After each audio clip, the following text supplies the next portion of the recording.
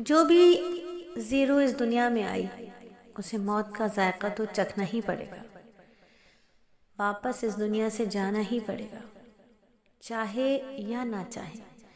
ہر جان کو موت کا ذائقہ چکھنا پڑے گا۔ تو یہ جو انسانی زندگی ہے نا، یہ در حقیقت ہوا میں رکھے ہوئے ایک چراغ کی مانند ہوتی ہے۔ کب ہوا کا تیز جھونکا آئے اور کب یہ چراغ بجھ جائے کسی کو نہیں پتا۔ تو اس چراغ کے بجھنے سے پہلے اس زندگی کے عارضی سفر کو ختم ہونے کے بعد ایک ایسا سفر ہے جو کبھی ختم نہیں ہوگا، وہ ہے سفر آخرت، آخرت کا سفر۔ نبی پاک صلی اللہ علیہ وآلہ وسلم نے عقل مند فرمایا اس انسان کو جو آخرت کے اوپر نظر رکھتا ہے، آخرت کی فکر کرتا ہے۔ جب پوچھا گیا نبی صلی اللہ علیہ وآلہ وسلم سے کہ عقل مند اور سمجھدار کون ہے انسانوں میں سب سے زیادہ، تو آپ نے فرمایا جو موت کو کثرت سے یاد کرنے والا ہو اور جو موت کی سب سے زیادہ تیاری کرنے والا ہو، یہی لوگ جو ہیں عقل مند بھی ہیں، یہی لوگ دنیا کی شرافت اور آخرت کی بزرگی لے گئے۔ تو آپ صلی اللہ علیہ وآلہ وسلم نے فرمایا لذت،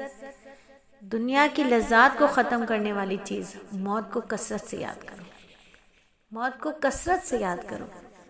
آج کسی کی باری، کل میری باری،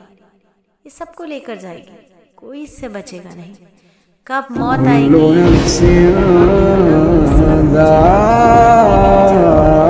سفر کی تیاری تو کرنی ہے۔ اس سفر کے لیے ہمیں کیا کیا زیادہ راہ چاہیے ہوگا، اس کی تیاری تو ہمیں کرنی ہی ہے نا۔ اسی لیے سلیس اکیڈمی آپ کے لیے ایک کورس لاتا ہے،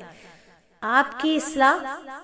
آپ کی اطلاع اور ہماری اصلاح، ہماری اصلاح ہے۔ در حقیقت آپ سب کا پڑھنا ہماری اصلاح ہے۔ اس کورس میں ہم کیا سیکھتے ہیں؟ مرنے سے پہلے ہر شخص تھوڑا بہت بیمار ضرور پڑتا ہے، کتنا ہی نیکوکار کیوں نہ ہو، تھوڑی بہت بیماری ضرور آتی ہے، مرض بھی ہوتا ہے، علاج بھی ہوتا ہے، عیادت بھی ہوتے ہیں۔ اس کے متعلق حدیث مبارکہ کیا کہتی ہے اور اس کی دعائیں کیا ہیں، سب سے پہلے ہم یہ سیکھتے ہیں۔ پھر نزا کی کیا حالت ہوتی ہے، موت کے وقت میت کے ساتھ کیا ہوتا ہے، کیا معاملہ ہوتا ہے، پھر اس کے متعلق کیا کیا مسائل ہوتے ہیں، اس کی تجہیز و تفکین کیسے ہوتی ہے، اس کے سامان جو کچھ ہوتا ہے،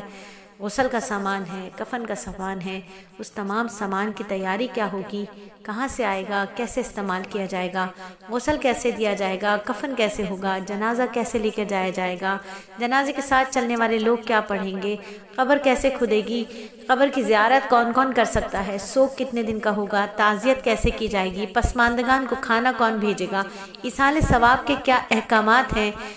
پھر اس کے علاوہ مرنے والی کی جو بیوہ ہے اس کی عدت کا کیا ہے طریقہ کار ہے، اس کے بچوں کے ساتھ کیسا معاملہ رکھا جائے گا، اس کے ترکے کی کیا تقسیم ہوگی، اس کے مصارف کہاں سے، اس کی کفن دفن کے مصارف کہاں سے پورے کیا جائیں گے، قرضوں کی ادائیگی کیسے ہوگی، جائز وصیتوں کی تعمیل کا کیا حکم ہے، مرض الموت کی تشریح کیا ہے، خاص احکامات کیا ہیں، اس کے جو ورثہ ہیں ان کو میراث کی تقسیم کیسے کی جائے گی، اور اس تقسیم کے متعلق کون سی کوتاہیاں ہوتی ہیں جو سرزد ہو جاتی ہیں۔ اس کے علاوہ ایسی کون سی باتیں ہوتی ہیں